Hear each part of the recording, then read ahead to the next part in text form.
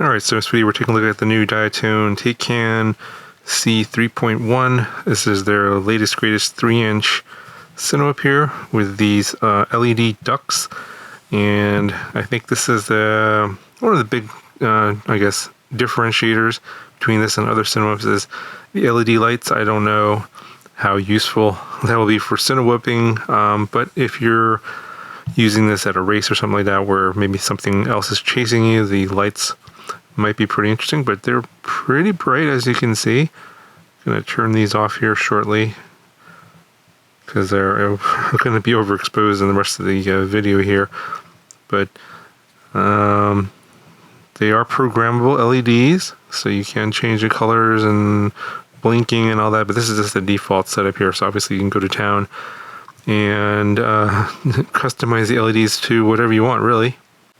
But here's what it looks like with the LEDs off. You can clearly see the translucent ducts there and the LEDs are buried inside. And it looks like they have some writing there. It says Taycan, but on the other side, so it's actually reversed.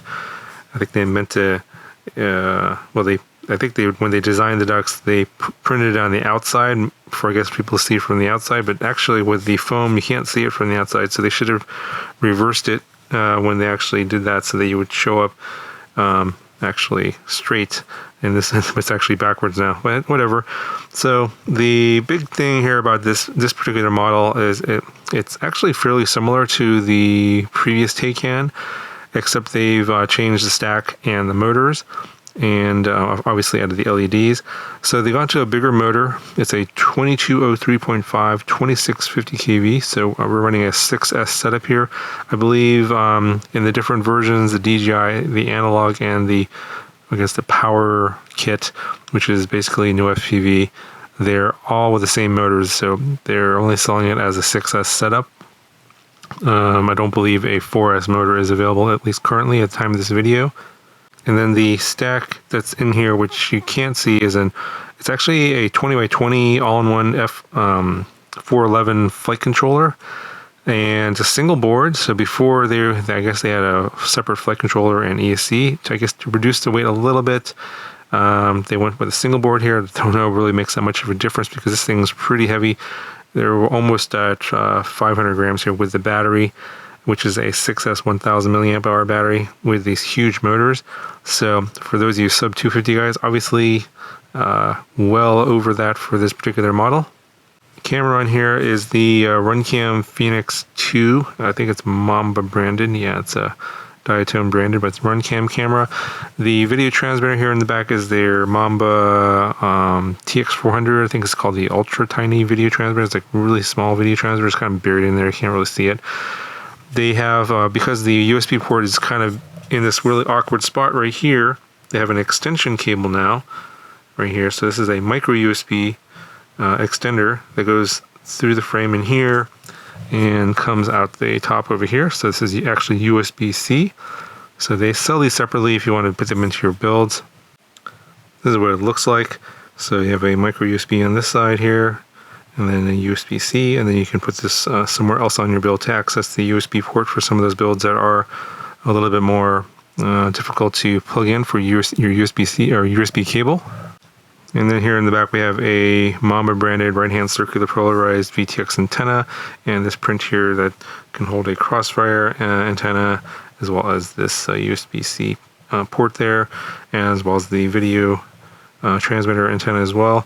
And so they send me the plug-and-play version, so I put an XM Plus receiver in here. I just fished the antennas out the back here like this, but of course, I think they have other receiver versions available like Crossfire, etc. So in terms of the frame itself and the carbon fiber, you have these, basically a top plate here for the ducts or the prop guards with these M2 screws that go into a standoff here. And it's all kind of hidden by these foam bumpers.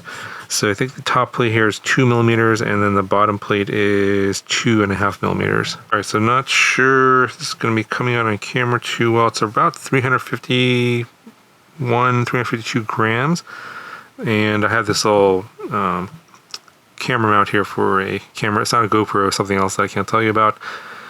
And then with the 6S 1000 milliamp hour battery, we're coming in at around 480 grams, so yeah, almost 500 grams all up weight. So regarding the flight time, I'm getting about 4 minutes on this battery here. With the HD camera, there's a 4K camera on there, all up weights. How you fly and also the size of the battery is going to determine the flight time. So I think you can probably get away with a much bigger battery because these are some big motors here. So if you want more flight time, if you want closer to 5 or 6 minutes or more, I'd recommend instead of a 1000 milliamp hour 6S, maybe go up to a 1550. I'm pretty sure this will carry it no problem. It's at the end of the day, it's a Cinewhoop. It's not going to be racing around or doing acro tricks or anything like that. So if you're looking for more flight time, just add more battery. The PID joint here should be able to handle it. It seemed okay. Again, they are conservative on the PIDs. So they don't want people burning out motors and ESCs and stuff like that. So it's a little loose, but it's not super loose. Could be better, but you can obviously make minor adjustments to the PIDs. Just bump them up a little bit if you feel like you want it to be a little bit more locked in. But if you put a heavier battery on here as well, I think that will also be, it'll feel less like it's not locked in if you have a heavier battery than compared to this lighter one here. But at the same time won't be as responsive. Now, if you're flying it like a Cinewhoop, these pancake style motors here, like 2203, basically it's like a nice and wide, but kind of flat. They are good for these for this type of flying, kind of low to the ground, not too fast, kind of cruising, but you want a little bit more control on the low end of the throttle if you want to make minor adjustments to the direction that the drone's going, which is going to be good for these Cinewhoops because that's what it's about, smooth flight and also not having a lot of herky-jerky movements. So you want to have more control over more control over the flight with these new style motors. Are kind of wider and flatter. Compared to the old, the older version of this, I think a 1606 motor, and even like an older one, you're looking at like a 1408 motor. So they've gotten basically, wider and flatter for each generation. That for that each little bit more of that change in the motor, you get a little bit more of that control in the low end, is what a lot of the pilots that fly these Cinewhoops are looking for. Now, at the same time, I think we've kind of reached a point where the motors are a little bit too wide at this point. So, if you look at the profile of this and the prop, the motor is kind of taking up a lot of that space where the thrust is coming out. Now, if this were a pusher instead of a regular, where the prop's on top, I think that it would not matter as much how wide the motor is. So on some of the other models where you have the 3.5-inch prop and it's a pusher, you don't feel the effect of the motor blocking the thrust. And I can kind of tell on this one that this motor, because it's so wide, is blocking the thrust a little bit, and the fact that also it's a 3-inch prop. So you kind of lose some of the benefits of having that wider motor when it's like in this non-inverted or regular setup here.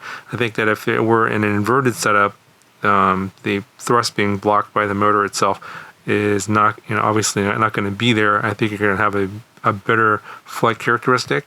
So, I think for these really big 2203 motors, I think you got to go with, this is not my opinion, got to go with a 3.5-inch prop and or put this into a pusher configuration. I think you'll have even better flight characteristics. Now, I haven't tried the Veyron 35 yet, so I know you guys are going to be asking about that.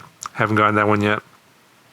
How this compares to the GEP-RC, the Cinewhoop 35, the 3.5-inch prop makes a huge difference, and the fact that this is heavier than that model, so that the Cinewhoop 35 is lighter with a much bigger prop and it's a pusher, so all those three factors make that one fly better in my opinion than this one. If you compare this one to some older generation ones with the 1408 motors, this one will fly better than that one on the same 3-inch prop. So, obviously there's levels to this, the different changes that are happening here. Anyway, I'll talk more about that when I'm flying around. You'll get an understanding what I'm talking about as you see it flying. But basically, the big changes are here are the LEDs and the bigger motors. Otherwise, it's kind of pretty much the same as a lot of the other 3-inch Cinewhoops that are already out there that are in this sort of standard sort of style here. And these, by the way, aren't really ducts, they're just prop guards. There is a little bit of a lip here. It's really hard to see, but you can kind of feel it. It's not flat.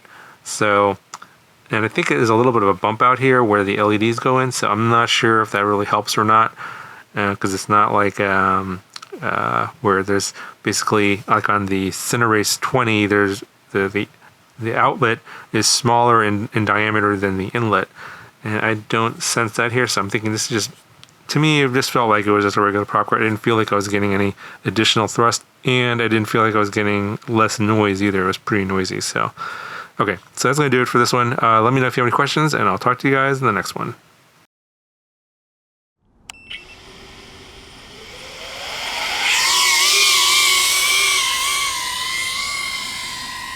Alright, so as typical, pretty loud, so I'm going to fly this a little further away, otherwise you can't hear me talk.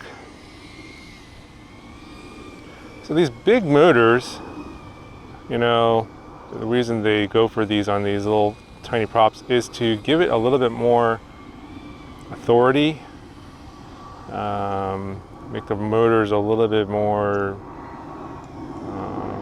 useful, I guess, lower to the ground here, so it's a little bit more responsive, so you can make small changes and it'll fly smoother. And most people, I think this is kind of a feel thing. I think if you fly a lot of these and you've flown with some of the older style, older generation motors, you'll know what you'll know what that is. Especially if you're mostly flying at the low end of the throttle on these models, so you want more control and more precision, and that's what these bigger motors are supposed to do. And for the most part, I think this is about right. Although I think that for this motor, I think a 3.5-inch prop would be better. So maybe they'll come out with a 3.5-inch Cinewhoop like some of the other companies pretty soon. We'll see. It's my opinion. Plus, this is not a pusher, so a lot of the motor is blocking the prop or the thrust. So the benefits of this bigger motor are a little bit, I can tell it's not quite as apparent as like on the GIF RC Cinewhoop 35. I haven't tried the Veyron yet, but also that's a pusher, so the bigger motors are going to have, I think, more of an effect on the larger prop than the 3-inch prop. But it still feels pretty good. By the way, Diatone has multiple tunes now for their models, so if you don't like the tune you get, you can probably go to their site or contact their customer support, and they'll probably send you another one, because I think they have multiple tunes for different types of pilots. This one seems okay. I mean, I'm not doing acro, freestyle, or racing or anything like that, but at least in the goggles on the FPV view, looks pretty smooth, although there's no real wind today. So when there's wind, it's going to get pushed, and the ducts get kind of pushed by the wind, and then you're going to have worse video and jitters in the flight. But it looks pretty smooth, at least on this PID tune that I've got here. So, and of course, this has the lights, so not sure how useful that is for Cinewhooping, but if someone's following you, it'll look pretty cool. I guess that's a novelty, or almost kind of a gimmick, really, but hey, whatever floats your boat, right? Some people really like the LEDs. I mean, I like LEDs, they look cool, especially if you're chasing, but like, from the FPV perspective, you don't see the lights at all, so from that perspective, not all that useful. And it does drain the battery a little bit too, so if you don't really care about the LEDs, you could always disconnect them and save battery life, you know, if you're worried about that. And I have a low battery already. All right, I guess that's it. Talk to you later.